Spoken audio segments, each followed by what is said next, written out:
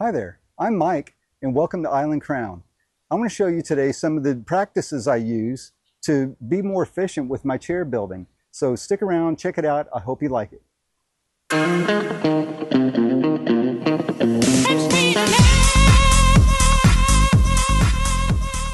Hi there, welcome back. I have a few tips and tricks I want to show you about the chair, the tall deck chair. The very first step with the tall deck chair is making all the components. And then the second step is to build the seat unit. I've got some more seat units over here. Let me swing over there and show you what we got.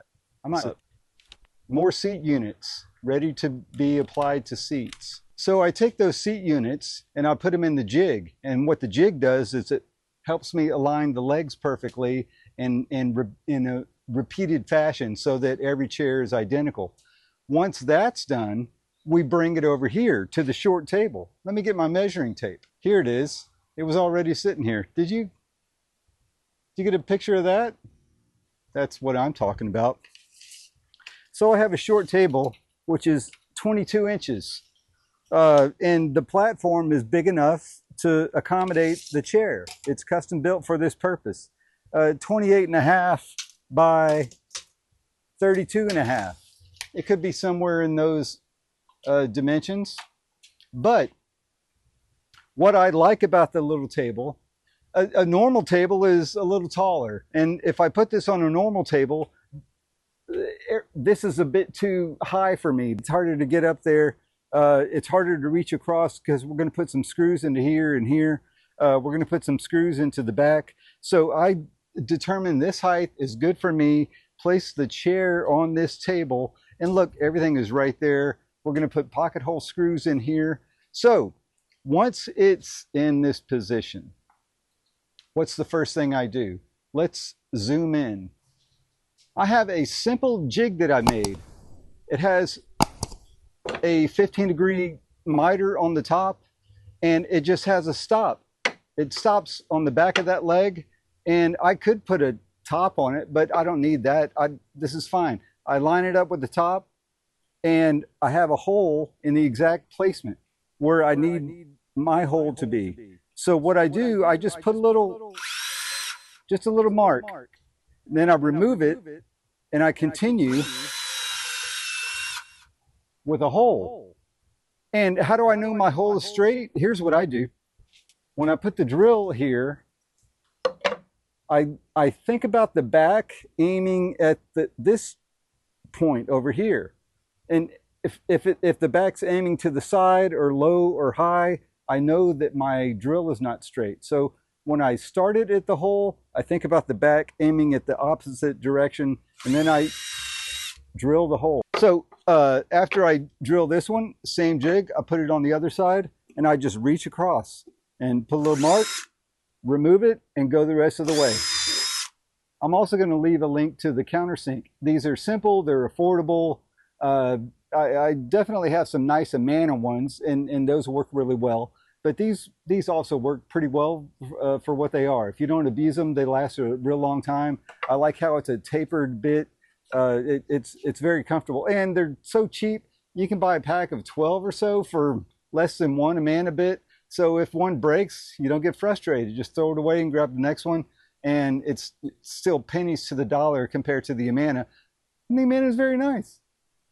So here, that step is done. So let's go to the next step. And it's the literal next step that I take when I'm over here. I have this piece of wood and I carry it around with me everywhere I go. It says space between chair arms for the 22-inch slats. I say 22-inch slats because sometimes the slats will vary. If your customer wants a wider seat, you can make a wider slat, and this would not apply to that because it applies to the 22-inch slats. But why are we behind the chair? Because we're going to drill a hole through the back support, which will eventually go. Here's a lovely armrest. It will eventually go through the back support into the armrest. And how do you know you're getting it in the right location? That's the reason for the stick. The simple stick is a beautiful jig.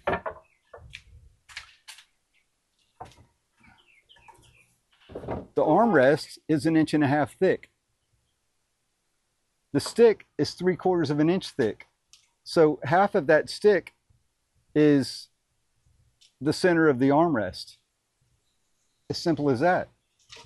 So what I do, I take this stick, I put it on top of the legs, exactly how the armrest will be, and then I get down to eye level and I look across the top of the stick.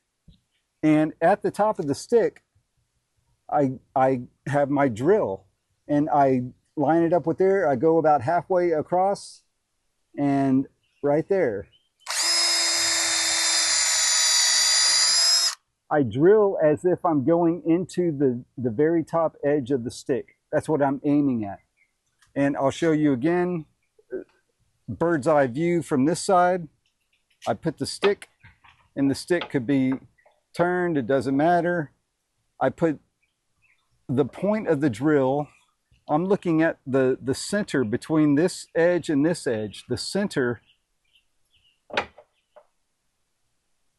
So right about here, but line it up with the stick. So right about here, and apply a small countersink, and that's it. So let's install some, well, let's start some screws since we're here. 3-inch screws in this location. It might be the only 3-inch screw in this whole chair. Start it there. Start it there. I want to keep that T25 handy, so I'm going to place it right here. I take my armrest. I take my glue dispenser, which is very handy. I'll leave a link to that also. How about that? Everybody's happy. I'll put a little glue, and I like to do a little zigzag pattern like that. That's how I do it. You can do straight lines. You can do whatever you want to do. I put glue on top of the legs. The other point of glue, you remember when we routed, we stopped about 3.5 inches away from the end. That's because when it fits on here, the rounded edge goes up to this area and then it stops. It's a good fit. But on this flat spot, I'm going to put some glue. Just like that. That is perfect. I come over here.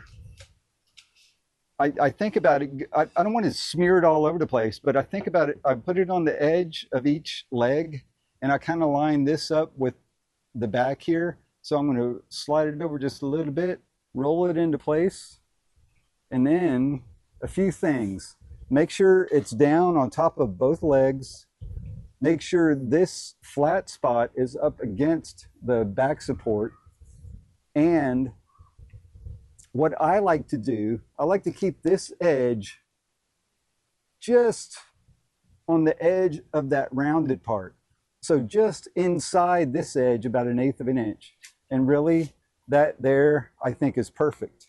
I used to do some lining up in the front, but I thought this was a little more important. So I hold that down, and I hold it against the leg, and I apply some pressure here.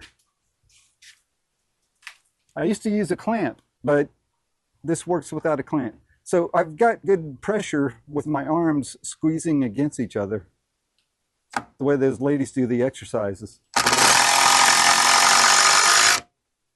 You see the glue squeeze out, that's a good sign. That's always a good sign. And I always have it. That's it for that screw. Let's go back to the front. A few things going on here. We're going to have 2 pocket hole screws going up here. So I just kind of jam them in there, get them ready to go.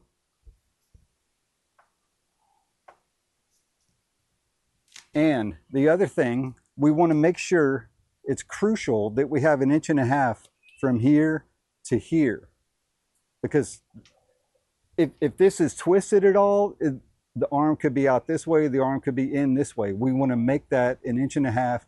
It keeps this in line with everything the way it's supposed to be. So I have this cutoff of a seat slat, and I have a bunch of scraps, but this is 1.5 inches wide.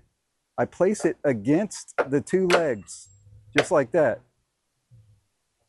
And you can see there's a little offset. So I slide the armrest over, and that's 1.5 inches.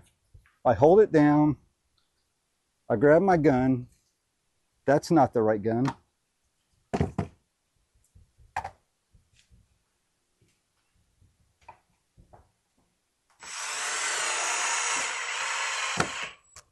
And that's it. I don't go crazy. As soon as it grabs pressure, you stop. I stop, or else you risk coming through. And nobody wants to do that.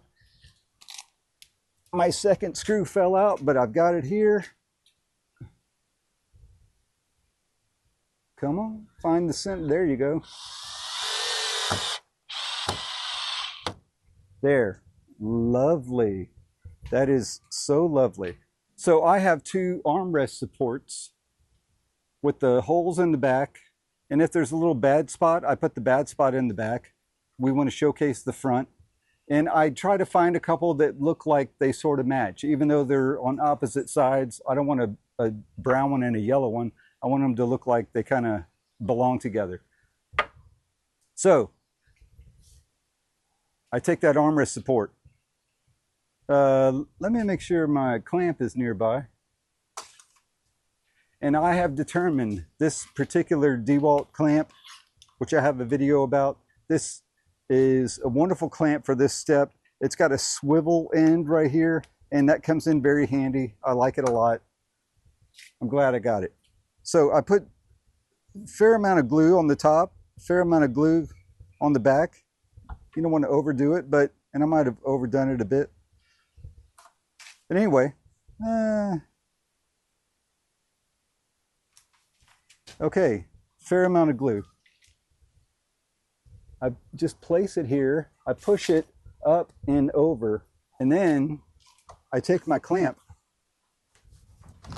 I clamp it, and just for a little extra pressure, a little holding power, I tighten it up a little more. I take a pocket hole screw, put it in from the back, the rear.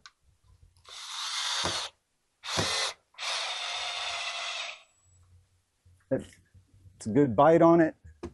And then I go around to the other side to that hole I drilled earlier with it. I have a 2.5 inch screw.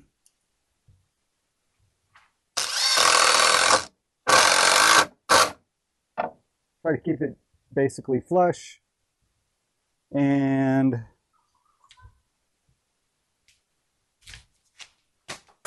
pull the trigger, release the clamp. This is complete. And it's strong as an ox. It's never going to come apart. It's got so many glue joints. It's well supported. It's got it's got 4 screws in it, and they don't penetrate through the top, so they're not going to trap water. It's a good system. It's a good design. So on the other side, let me get my drill driver ready. Have a screw. Same thing. And this has been pre-planed. The hole's been drilled previously. And after I drill the hole with the hole saw, I like to run the 3/16 router edge on the top and the bottom. The bottom isn't planed or cleaned up, but no one's going to see that. I'm not worried about that. So again, place that here, line it up in the back. It all goes very fast and very nicely. Hold it against there.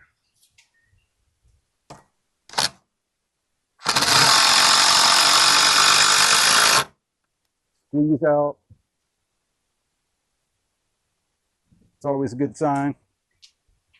So then I take my space between chair arms, 22-inch slats, and that's what that means. It goes right there. And look, that's very close. I can just squeeze it over. Sometimes it's not. Sometimes I have to get the clamps out just to hold it that way while I do this and get a clamp. But that's essentially where that's going to be. Stick a screw in.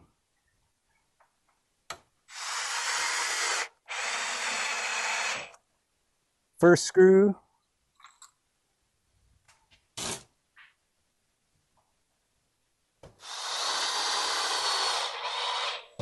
second screw.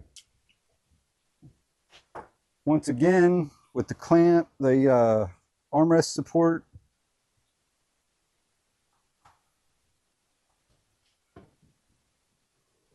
Drop it right into position. That looks so nice. Usually I have that 2.5-inch screw already there at this point, but I forgot to do that. But it's going to be all right. Kind of hold it there, slide it forward, clamp it, bite it down a little more. Oh, you're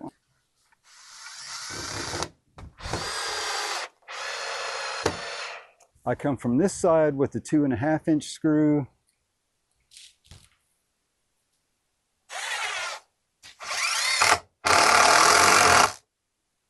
Just like that, release the clamp. That is complete. Here's one more thing I didn't show you. The foot support.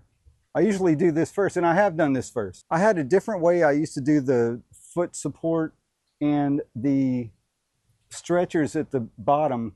I used to do them out of 2x, and this was a deck board, but it used to be inset in between the legs. Now I use 5/4 material, ripped down to 2.5, but it extends a little bit, and the foot support, instead of being in between these two legs, it's 25 inches for the foot support, and I put a little rounded over. It's nice. It gives you a little, they're a little more comfortable to get to. I don't want it to be too far out.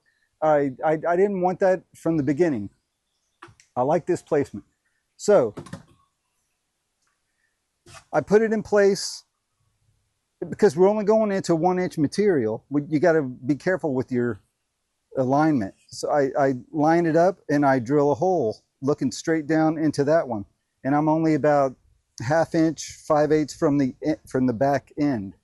Drill, drive a screw. The tape measure again, I've got 3/4 inch reveal. So what I do, I take my little speed square. And here's another thing. Okay, well, first of all, I take my speed square, 3/4 inch reveal, plus we need another 1/2 inch to get to the center of that board. So I'm marking 1.25 inches. I put the speed square on there, although I bring it over to a point over there, and I drill a hole at 1.25 inches. Drill a hole at 1.25 inches. And the reason I don't put it over here at the end in line with this one is because it's right above these other screws.